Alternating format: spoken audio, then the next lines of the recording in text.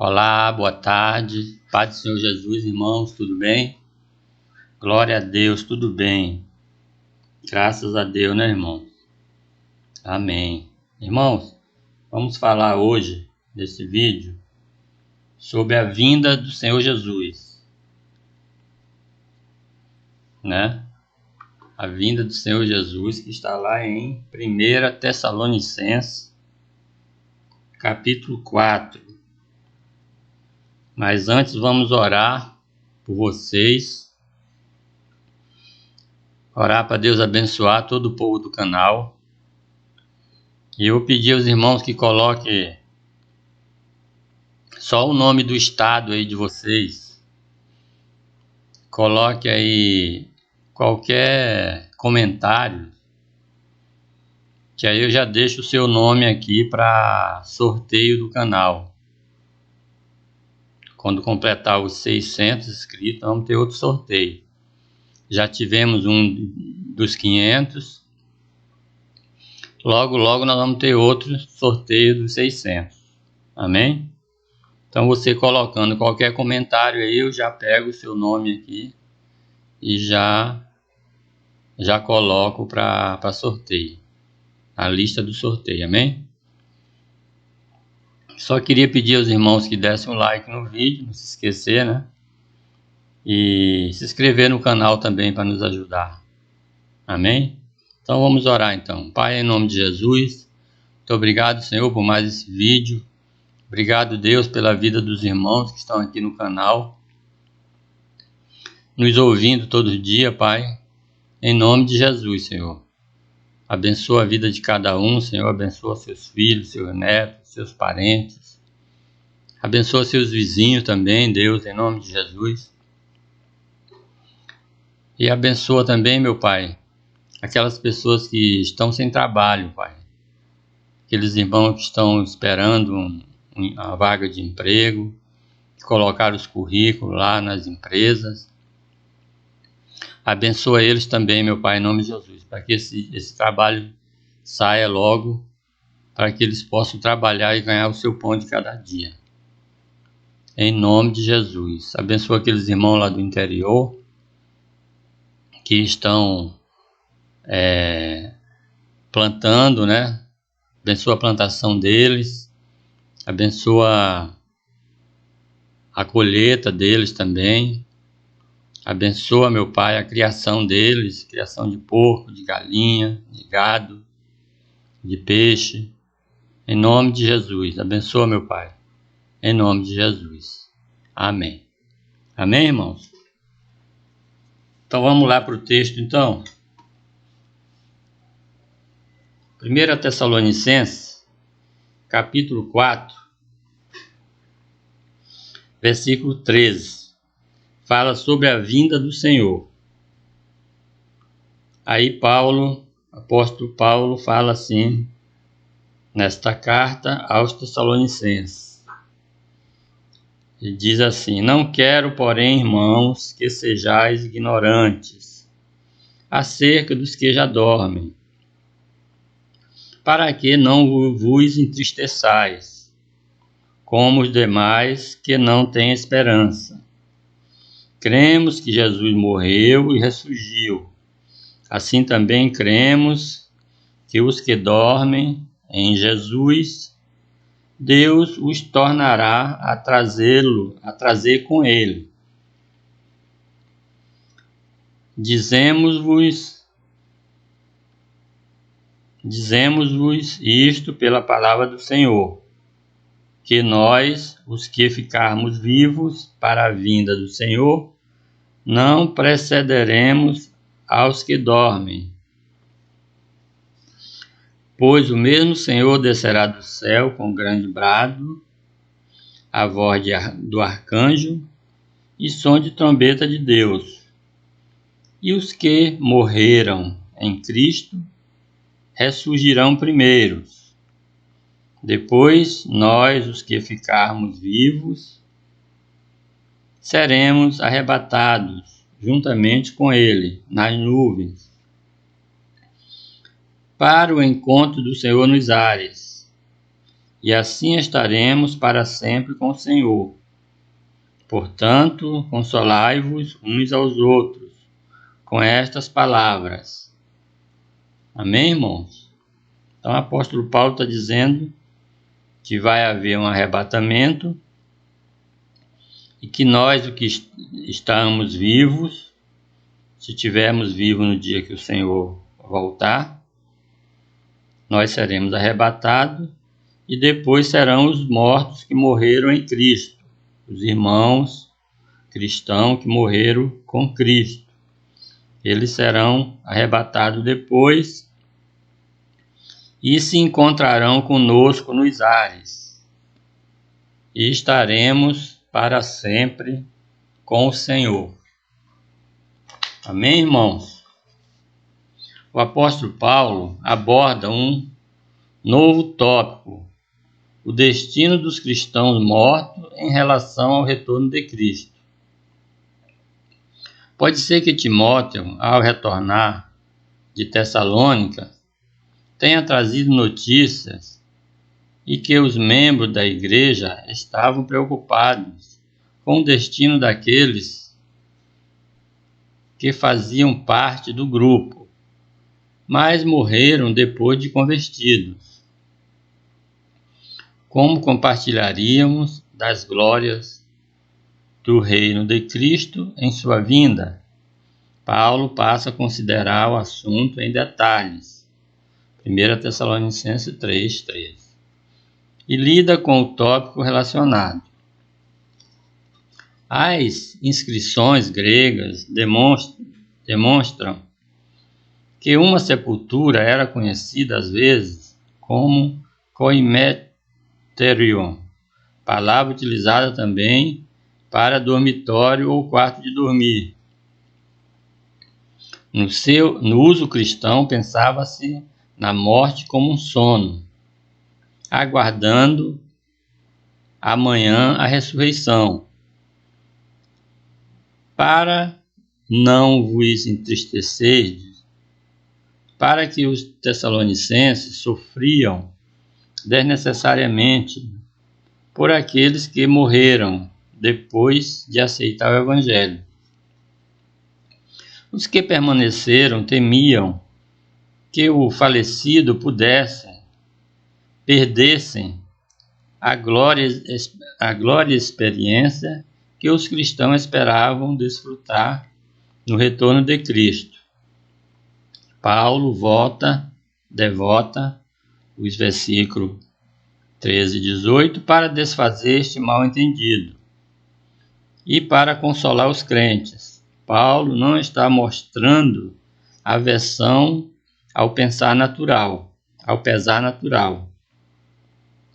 Ele ensina os crentes a não emergir em desesperadora tristeza humana, mas a erguer a cabeça em expectação da reunião com os amados que partiram na época do retorno do Senhor e da ressurreição.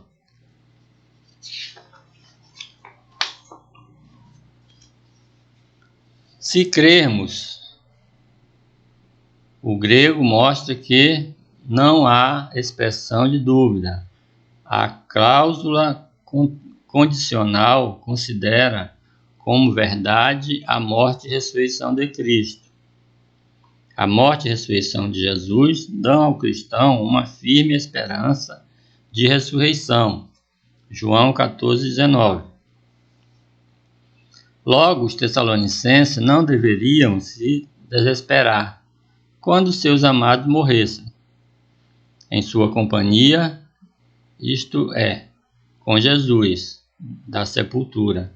Paulo chega ao ponto crucial da resposta aos tessalonicenses, angustiados. Eles estavam preocupados com o destino dos mortos. O apóstolo lhes assegura, numa declaração categórica, que Deus planejou que os cristãos que morressem fossem ressuscitados assim como Jesus. Essas palavras garantiam aos crentes que seus amados não foram esquecidos.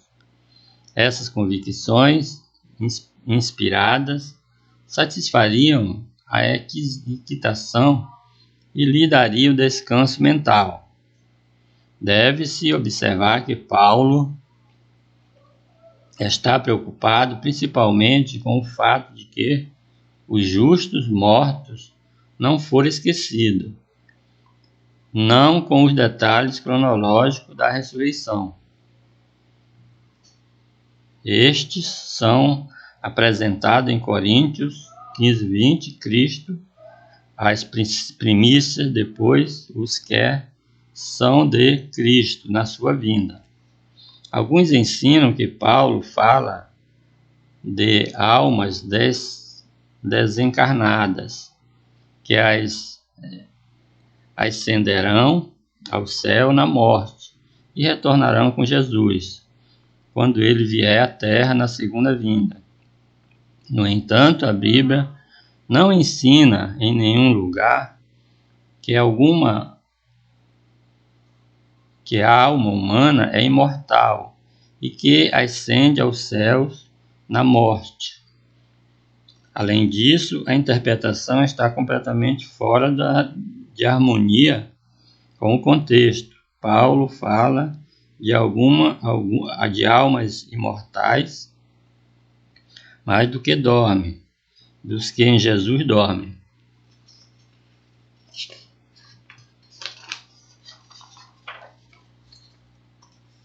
Os mortos em Cristo ressuscitarão primeiro. Não descerão. Os vivos não são descritos como os que precedem, com a referência a estar com o Senhor. Todos entrarão no reino juntos. Se os mortos precederem os vivos e passarem algum tempo com o Senhor, antes da ressurreição, a linhagem do apóstolo não teria sentido. Na verdade, seria absurda. Conforto seria inapropriado. Paulo deveria ter dito aos Tessalonicenses para dispensar todas as preocupações, porque seus amados estavam desfrutando a paz do céu. No entanto, não foi o que Paulo fez. Ele não podia fazer isso. Seu ensino estava em harmonia com o seu Senhor. Alguns comentaristas, vendo os problemas envolvidos, sem reserva, admitem que não se fala aqui das almas desencarnadas. Nós, os vivos, os que ficarmos, isto é, aqueles que, em contraste com os justos, mortos, permanecerão vivos, até o retorno de Cristo. Aqui, Paulo parece expressar uma esperança de que ele e os conversos a quem está escrevendo estarão vivos quando Cristo vier.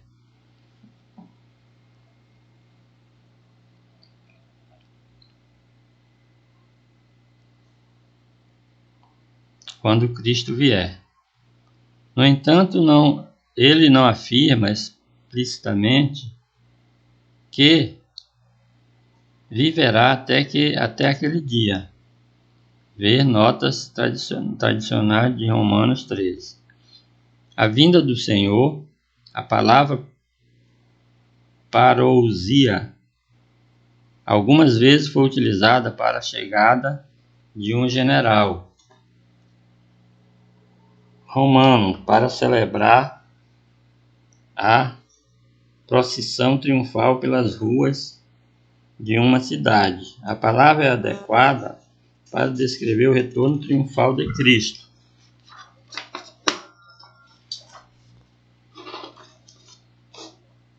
De modo algum precederemos. Paulo assegura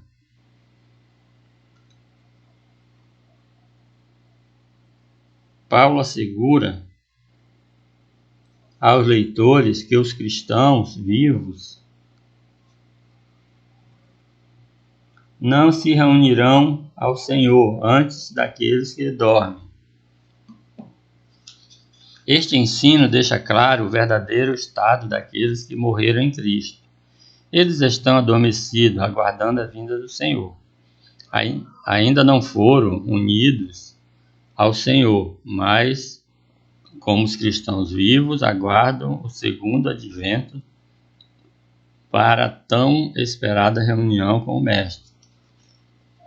Nenhuma classe tem precedência sobre a outra. Ambas serão levadas juntos em glórias ao Senhor na sua vinda. O Senhor mesmo, Jesus Cristo, não enviará um substituto, nem virá espiritualmente. Ele virá pessoalmente. O mesmo Jesus que ascendeu ao céu descerá de lá. E os mortos em Cristo, a expressão "os mortos em Cristo", é utilizada aqui para distinguir os santos que dormem das outras classes de pessoas. Os ímpios mortos, que em massa não serão ressuscitados na segunda vinda de Cristo. Os cristãos vivos, aos quais é assegurado que os amados mortos não estarão em desvantagem quando Jesus regressar, mas receberão atenção prévia ao serem ressuscitados primeiros, e assim colocado em pé de igualdade com os santos vivos. Aqueles que utilizam a palavra rapto ensinam que a aparição audível e visível de Cristo, como poder e grande glória, será precedida alguns anos antes, por sua vinda de modo secreto e invisível aos ares para arrebatar seus santos, enquanto o restante da população vive duramente num período marcado por uma tribulação sob o governo do Anticristo. No entanto, essa mensagem, com o qual eles descrevem a vinda secreta, anuncia a vinda de Cristo, com uma palavra de ordem, a voz do arcanjo, a trombeta de Deus, dificilmente representada em eventos secretos. A trombeta também é mencionada em Mateus, num contexto que claramente descreve a vinda visível. As duas passagens, Mateus e Tessalonicenses, caracterizam um único evento que ocorrerá num determinado momento. Este é o ensino uniforme de toda a Escritura sobre determinados conceitos falsos em que baseia o arrebatamento secreto. Vê nota tal.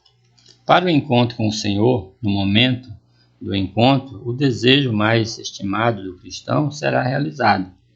Ele estará unido àquele a quem ama acima de todos e dos outros.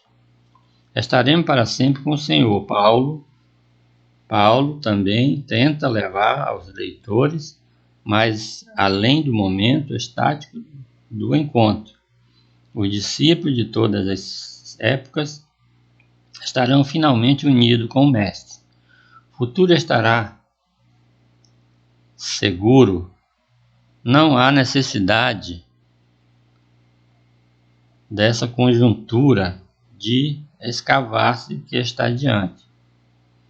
No entanto, sabemos de outras escrituras que depois da reunião os redimidos continuarão a jornada iniciada e seguirão com Cristo para o lar celestial.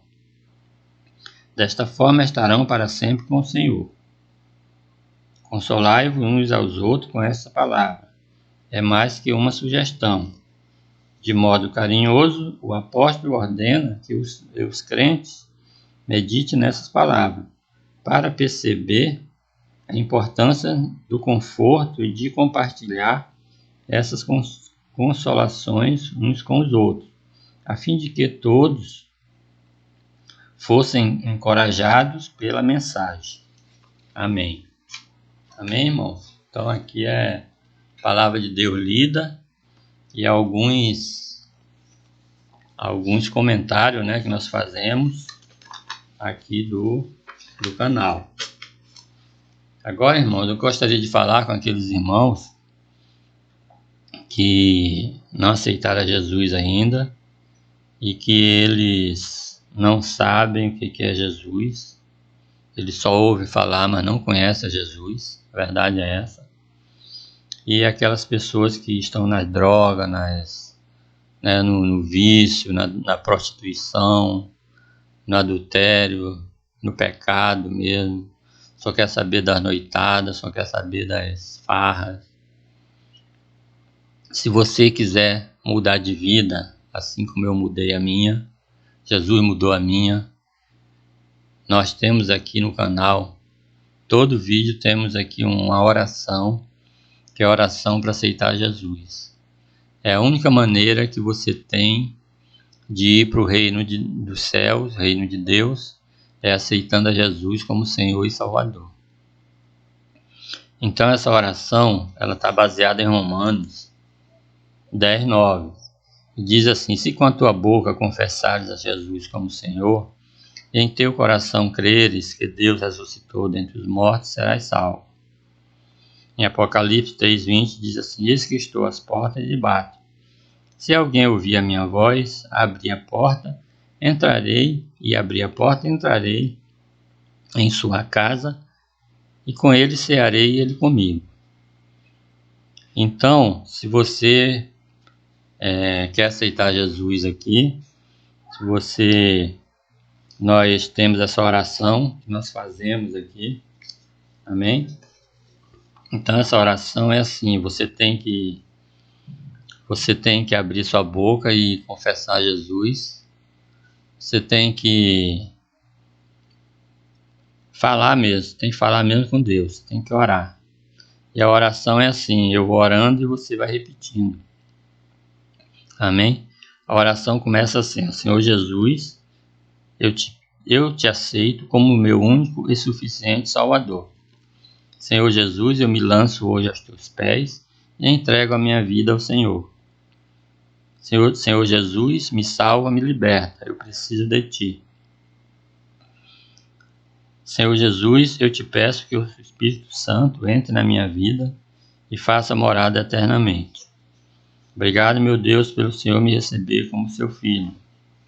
Eu te peço, Jesus, que o Senhor me proteja de todo mal e me ajude a tomar decisões corretas da minha vida. Amém. Então, irmãos, aqueles irmãos que aceitaram Jesus, que fizeram a oração aqui, aceitaram Jesus, a nossa orientação é a seguinte: que você procure uma igreja evangélica perto da sua casa, para você congregar lá na sua cidade, perto da sua casa, para você chegar lá, você fala que aceitou Jesus aqui no canal e que gostaria de ficar lá na igreja, congregando lá com os irmãos, amém? Então, você fica lá com os irmãos. Se eles disserem que você tem que aceitar Jesus lá de novo, você aceita lá, não tem problema nenhum. Vocês vão fazer mais ou menos a mesma oração que você fez aqui. Amém, irmão?